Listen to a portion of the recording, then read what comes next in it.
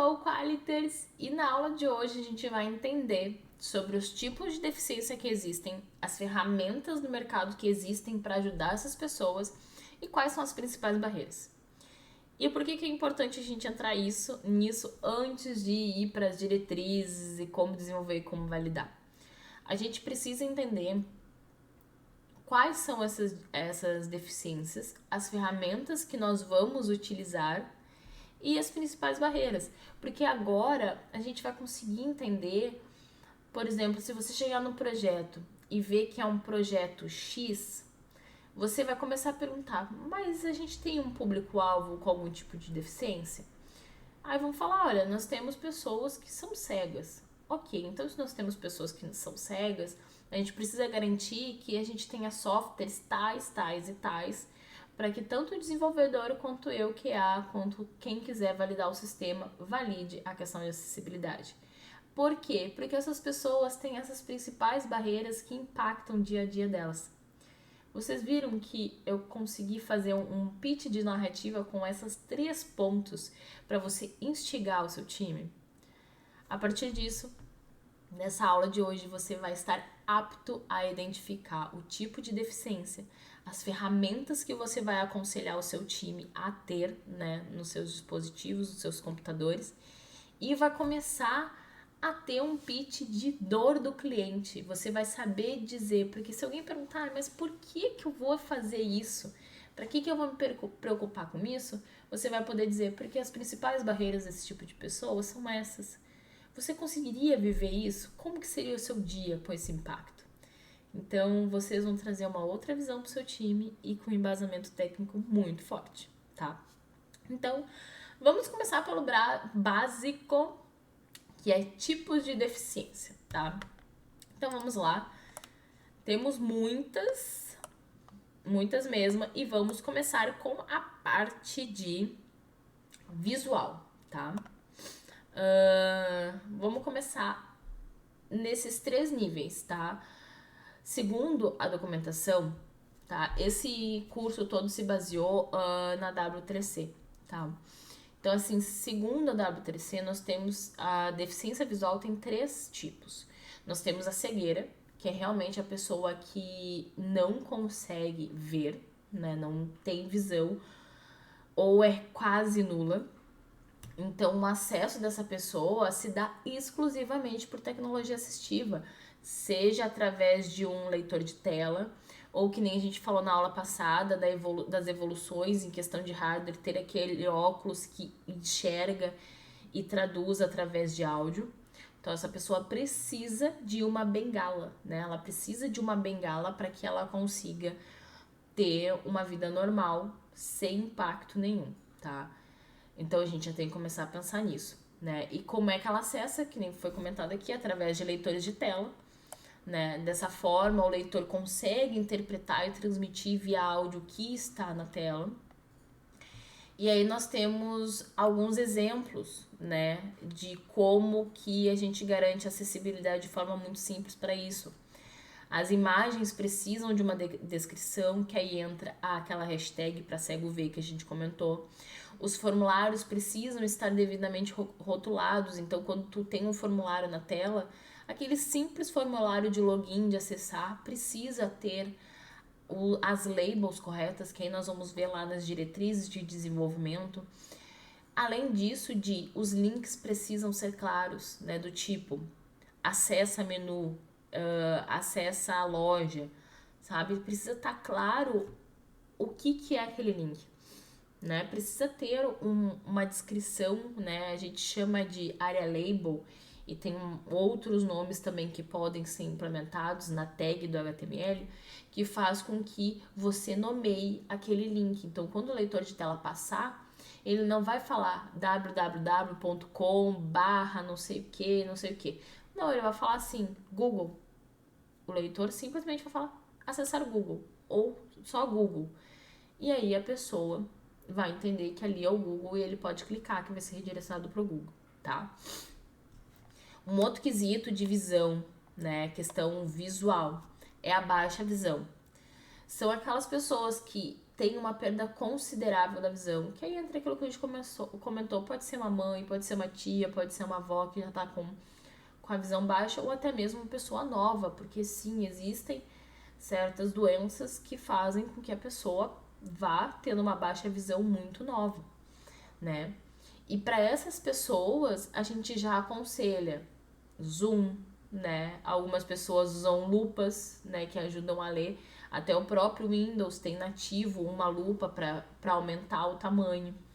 Além disso, o último tipo de deficiência visual é o daltonismo, né, que são as pessoas que não conseguem visualizar ou têm dificuldade para diferenciar uma cor da outra, né? Que em vez de enxergar azul, enxerga uma outra cor. Então, esses são os 3 tipos de deficiência visual, onde a gente tem abordagens diferentes, nós temos ferramentas diferentes, como a gente falou aqui, né? A cegueira, a gente tem leitores de tela, na baixa visão a gente tem o zoom e nós temos o lupa. E quando a gente fala de daltonismo, a gente pode trabalhar com algumas cores padrões que são universais, que são enxergadas por eles, se a cor é muito importante. Se não, alto contraste já ajuda e muito, tá? Ter um site de alto contraste já ajuda bastante para pessoas que têm daltonismo conseguir fazer a diferenciação, tá? Depois disso, nós temos a deficiência auditiva, e aí nós temos 2 níveis, né? Nós temos a surdez efetiva, que a pessoa não ouve nada, né? E elas podem ter dificuldade em compreender o conteúdo em formato audiovisual. O que é audiovisual? Por exemplo, essa nossa aula é audiovisual, né? Então, é preciso, por exemplo, o ideal nesse curso, nós temos 2 abordagens para esse tipo de curso. Eu poderia ter um intérprete de Libras no outro lado da tela, para que pessoas com surdez conseguissem entender o que eu estava falando, o que eu estou falando, ou ter legendas de transcrições, tá? Então, isso é algo que nós estamos pensando em muito, da gente conseguir começar a implementar nos vídeos daqui pra frente, de termos legenda.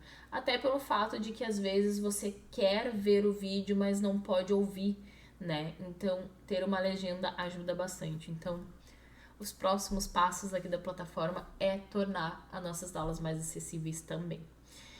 E além disso, nós temos as pessoas com baixa audição, né? Elas ouvem, mas ouvem muito pouco. E aí entra aqueles aparelhos auditivos que normalmente nós vemos algumas pessoas na rua, né? Então, essa é a maior bengala para pessoas com baixa audição, né? Que às vezes a pessoa não é considerada surda ainda. E um aparelho já ajuda bastante, pelo menos para aumentar um pouco. Às vezes a pessoa não ganha total audição, mas já melhora muito a qualidade de vida. Além disso, nós temos uma outra deficiência, que é a motora, né? Essa deficiência motora pode ser pessoas que não movimentam do pescoço para baixo ou possuem dificuldade em acessar alguns conteúdos, né? E aí, quais são esses acessar conteúdos? Por exemplo, a pessoa não consegue acessar com o mouse, né? A pessoa não consegue mexer e clicar com o mouse. Então, é necessário ter o teclado para auxiliar essas pessoas. E, às vezes, em alguns casos, é necessário computadores específicos para esse tipo de deficiência, tá? Além disso, nós também enquadramos na acessibilidade deficiências cognitivas e neurológicas, né? Que são pessoas que se enquadram nesse tipo de deficiência, possuem algum amplo aspecto, né? Entre eles pode ser transtornos cognitivos, doenças mentais, doenças que afetam o sistema nervoso e não necessariamente que afetam o intelectual. Às vezes são pessoas muito inteligentes, só que elas têm alguma questão cognitiva que afeta o seu entendimento, tá? E eu quis botar mais algumas informações no quesito de tipos de deficiência para trazer dados para vocês, tá? E isso é algo que vai dar um embasamento muito bom para vocês defenderem na empresa de vocês que precisa existir esse teste, tá? A gente tem esse site tá? Da W3C, que eles falam sobre as principais barreiras, o que é algo bem importante também da gente ler pra gente entender mais sobre isso. Mas esse dado é muito importante, que segundo o censo de 2010, a população brasileira possui quase 25% da população com algum tipo de deficiência. E aí tu pensa, cara, é 1/4 da população brasileira possui algum tipo de deficiência. E aí quando a gente fala de empatia, tu pensa, cara, é 1/4 de pessoas que não conseguem acessar um celular, não conseguem acessar uma web, não conseguem andar na rua, sabe? Mas quando você vira isso, e até tem informação ali do lado para números, né? Que é 45 milhões de pessoas, segundo o censo de 2010. Hoje em dia deve ser muito mais, tá? Porque segundo a ONU, o mundo tem 1 bilhão de pessoas com algum tipo de deficiência. É muita gente. É muita gente colocada de lado, de escanteio, de viver às margens de uma sociedade. Só que quando a gente. Isso é a gente pensando com o nosso coração, né? Que, tipo, é horrível pensar nisso. Porém, quando você leva isso para uma empresa, a empresa vai pensar, cara, eu tô deixando de faturar em cima de 45 milhões de pessoas. Entendem como a empresa pensa em números, a empresa pensa em faturamento. Se você, por exemplo, tem um e-commerce, o mais simples de todos, tá? Um e-commerce, um Uber da vida, sabe? Mobilidade urbana. Se você chega para a empresa e fala esse número, a pessoa vai pensar, cara, eu tô parando de vender para 45 milhões de pessoas. Olha a quantidade de dinheiro que eu tô deixando na mesa. É horrível pensar por esse lado, é horrível, né? Mas é como a empresa pensa. Só que a empresa pensa desse lado, mas a gente como que pensa, cara, eu posso fazer a diferença na vida de 45 milhões de pessoas aprendendo sobre acessibilidade. Então a gente tem esses dois lados da moeda e infelizmente nós também temos que pensar que às vezes pra gente argumentar e conseguir colocar algo em uma empresa, a gente tem que falar de números e de quanto dinheiro está sendo deixado na mesa. Infelizmente é assim, né? Mas então tenho essa informação porque é algo muito relevante de apresentar e começar a levantar essa bandeira, tá? Além disso, a gente, além desses tipos de deficiência que a gente falou, de deficiência física, visual, motora, nós também temos alguns tipos de deficiência temporárias, vamos dizer assim. E como que são? Pessoas idosas, que nem a gente comentou, que chegam a uma idade avançada, tem dificuldade de mover a mão, tem dificuldade com o teclado, a visão diminui, ou até nós mesmos. Se a gente faz uma cirurgia, ou se a gente, como eu comentei, a gente machuca a perna, fica difícil. Então, nós também temos esses tipos de pessoas. Nós temos esses tipos de pessoas que se encaixam também em deficiências temporárias, que é o que a gente chama. Nós temos deficiências fixas, né? Que permanentes, que nós precisamos de soluções permanentes para solucionar elas. Porém, nós também temos deficiências temporárias e quando tu tá com uma deficiência temporária, a gente tem que se adequar ao mundo e aí a gente se choca com o mundo sem acessibilidade ou com pouca acessibilidade também, tá? Então, agora que a gente já entendeu os tipos de deficiência, nós vamos para a segunda parte, que são as ferramentas que existem para nos auxiliar com isso.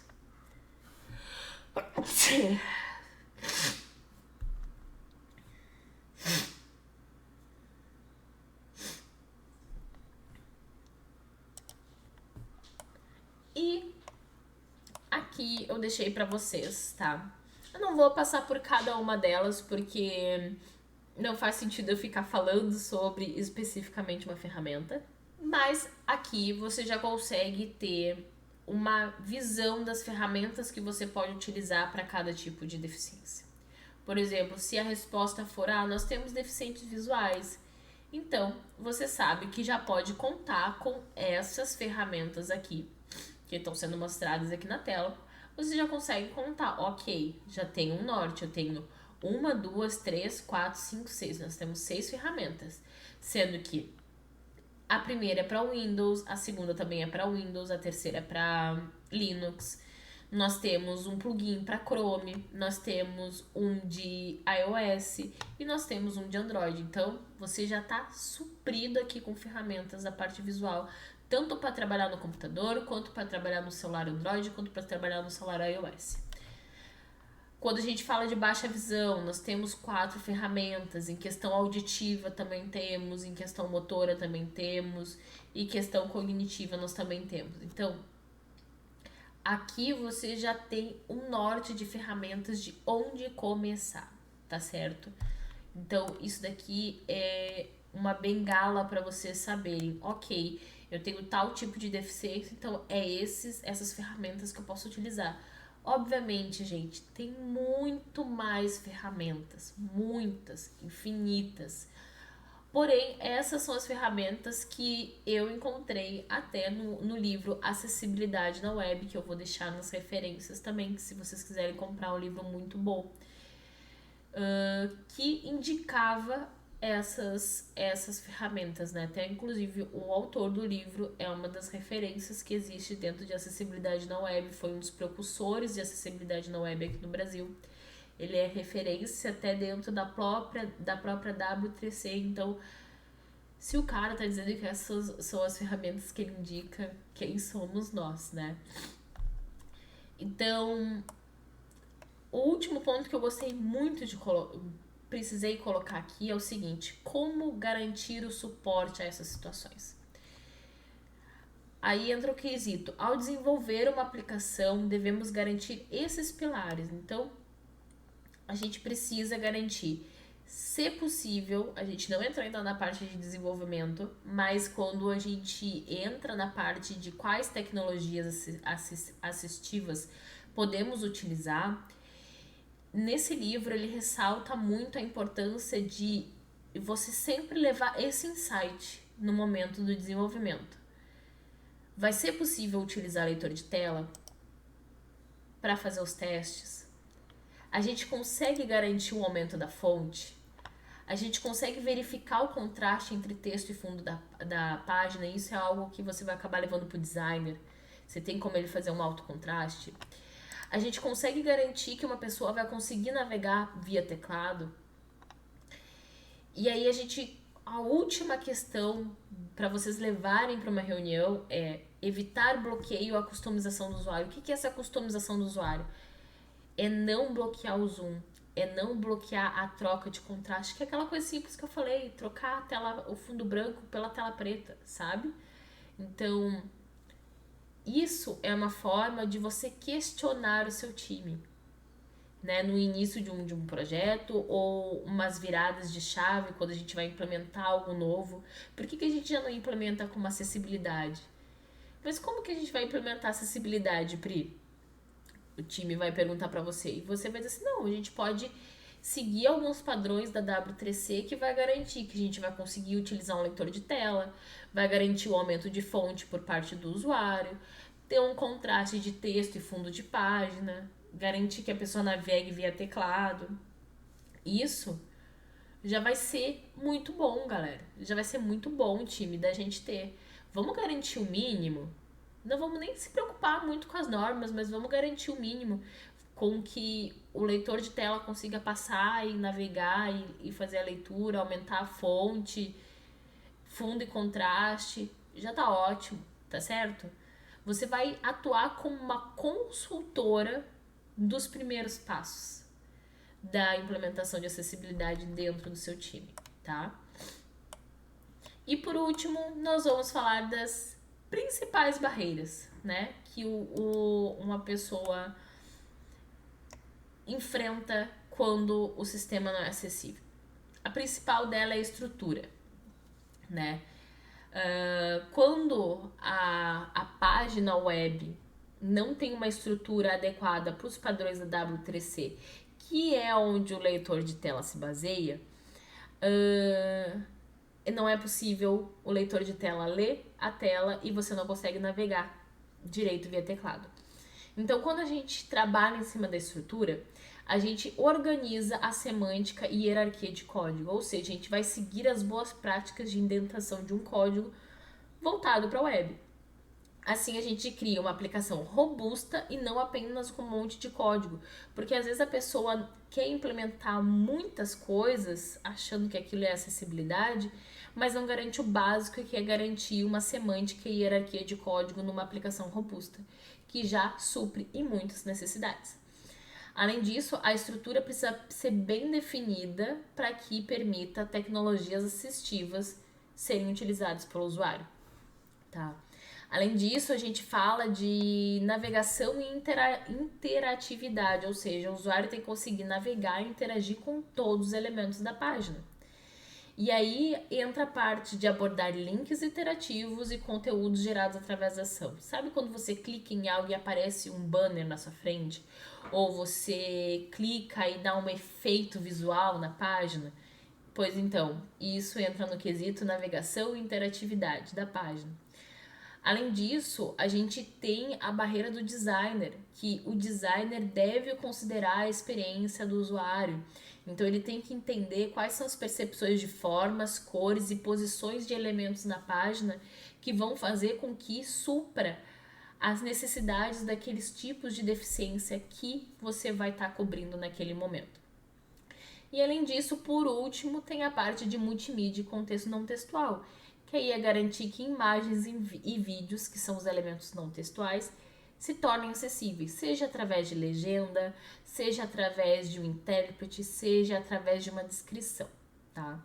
Então, resumindo, né, para vocês terem um resumo dessa aula, nós temos deficiência física, né, física, motora, nós temos intelectual e me fugiu a palavra, eu vou procurar aqui para passar direitinho, cognitiva e neurológica, nós temos motora, auditiva e visual. Nós temos essas 4 tipos de deficiência. E para essas 4 tipos de deficiência, nós temos ferramentas que nos auxiliam no nosso desenvolvimento e validações.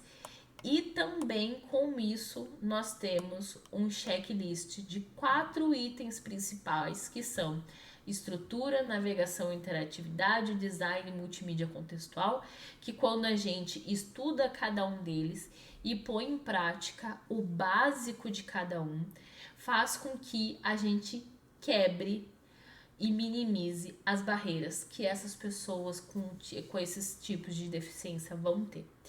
Então aqui você já teve um overview grande, já conseguiu abrir o seu leque, já ampliou o seu espectro aqui com a gente, entendendo os tipos de deficiência e como você vai abordar tecnicamente o seu time de como começar a melhorar e implementar a acessibilidade. Na nossa próxima aula, nós vamos entrar no que de fato é a acessibilidade pondo em prática. Né? A gente vai entrar nas diretrizes, ou seja, você vai entender o que é cada uma dessas diretrizes, para quem ela é voltada e como que ela nos auxilia na prática a desenvolver e validar um sistema. Então, até a nossa próxima aula.